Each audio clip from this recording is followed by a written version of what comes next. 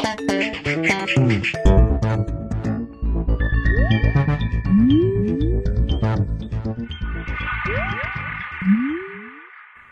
everyone, and welcome to The Vortex, where lies and falsehoods are trapped and exposed. I'm Michael Voris.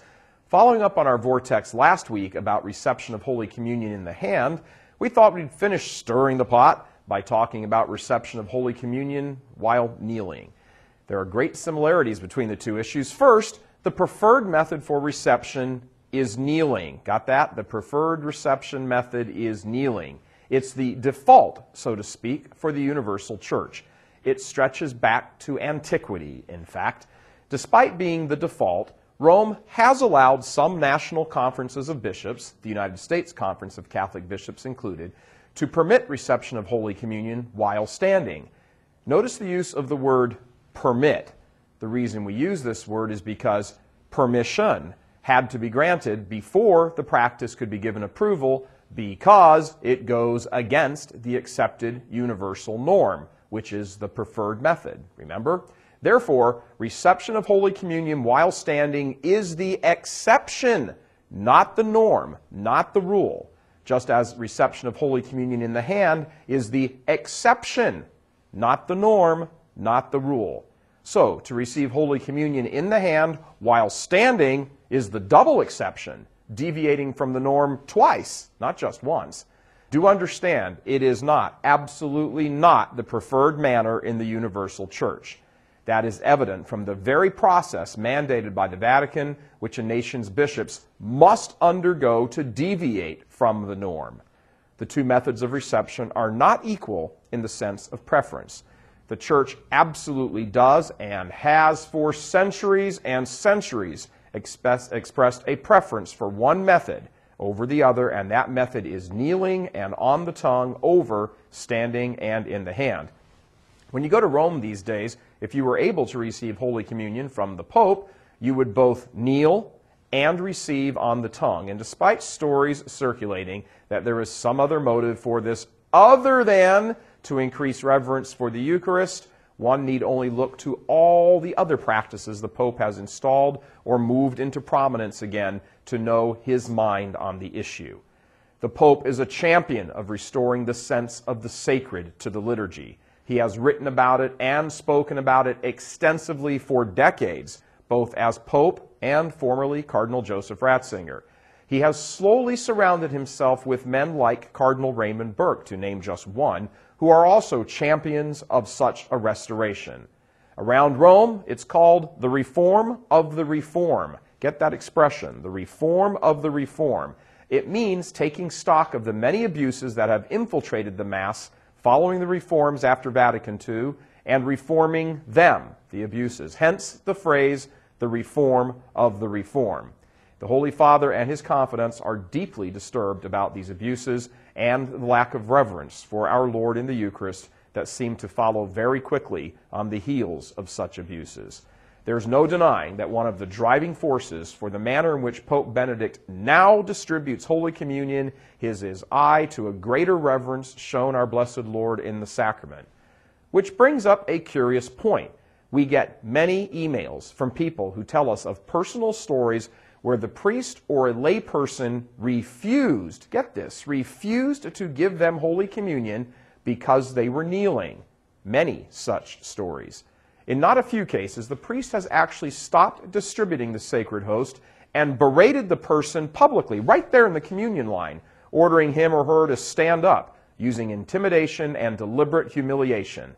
This is disgraceful. In other cases, priests or others have used their position to insist beforehand that people approaching not kneel or not receive on the tongue or both. Again, let's be very clear. The universal norm of the Church is reception on the knees, on the tongue. Moreover, it is specifically forbidden to refuse someone Holy Communion because they are kneeling or desirous of receiving on the tongue. Forbidden. The whole question surrounding this must be seen in light of its motive. It's simply inescapable and certainly worthy of discussion. Why are so many people in the clergy so opposed to people receiving on their knees or on their tongues? Quite frankly, why do they care? If the Vatican, if the Pope, if Rome says it's okay, not only okay, but actually, again, the preferred method, well, then what's the big deal? And in answering that, please don't throw out some lame notion like, it appears that such a person is acting like or believes that they are holier than everyone else. That's being judgmental, the only mortal sin that exists for modernists. And please, don't fall back on the other usual claim, that gate swings both ways. For those who do kneel or receive on the tongue, they are uncomfortable with the massive amounts of irreverence. And as for that other ridiculous excuse that other people trip when someone kneels, oh, please. If that was the case in our 2,000 years of sacred history, we would by now have hundreds of billions of examples of the faithful tripping and falling over each other for centuries. That argument is a ruse. If that's the real concern, then simply tell the people, let's all kneel, or set up separate lines for reception in different manners, or whatever. Here's the bottom line. Reception on the tongue while kneeling is the norm. Everything else is the exception. But don't take our word for it. Click right over here and watch the video with Cardinal Francis Arinze explaining the whole issue. If someone desires to kneel before the King of the universe and receive him without touching him in their hands because they truly feel unworthy and wish to demonstrate their honor and piety to him, not the rest of the congregation, then they are free to do so. And in fact, given the current state of affairs, it might be a good thing to actually encourage others to take the same approach. God love you. I'm Michael Voris. Please help us keep delivering these kinds of messages that so desperately need to be heard and acted on. Join RealCatholicTV.com today as a premium subscriber. Become immersed in the faith established by Jesus Christ. The Catholic Church is the only hope against evil because that is its God-given mission. As our Lord said, apart from me, you can do nothing. Join RealCatholicTV.com today as a premium subscriber and come to learn and love Christ more deeply.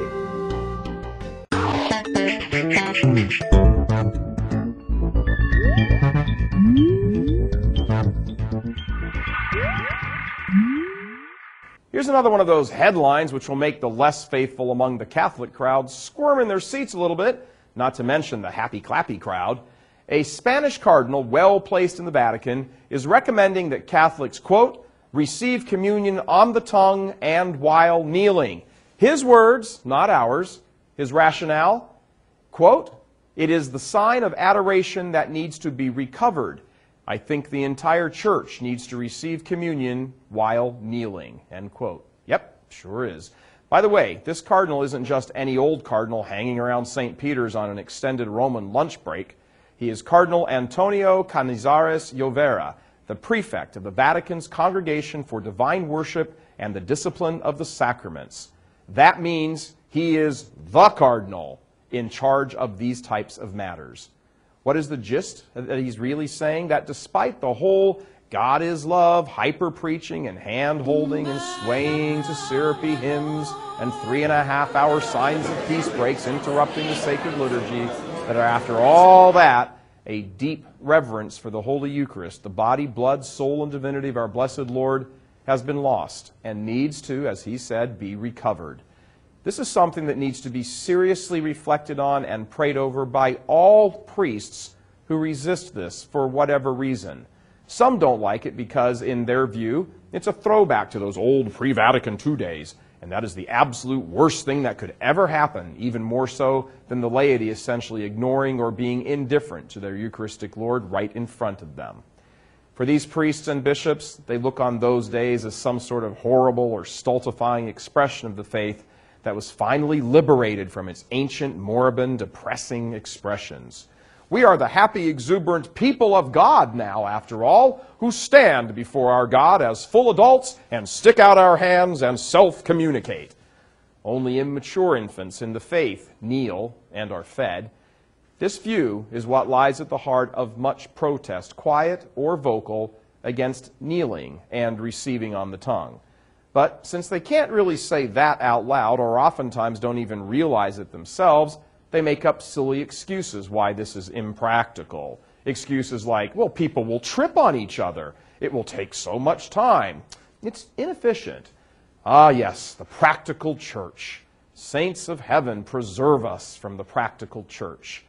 What a fantastic teaching moment this would be as a pastor using the reflections of the cardinal, not to mention the ongoing practice of the Holy Father himself, to expound on the supreme teaching and truth of the Holy Eucharist, to have such a moment and let it pass by, to be able to start a parish-wide initiative geared up, for example, for Advent when the new translations hit, to train the altar servers in a deeper respect for the Eucharist, to make it the focus of many homilies between now and then, to be able to write continuing education announcements in the bulletins. What a wonderful opportunity. And all it would take is the laying aside of the priest's personal ego for the sake of advancing proper attitude and devotion and reverence to our Lord. What many graces and blessings would befall that parish and that priest. Yes, indeed. Why not kneel, as St. Thomas did, as St. Peter did, in the presence of their risen Lord? Thank you, Your Eminence, for your wonderful reflections.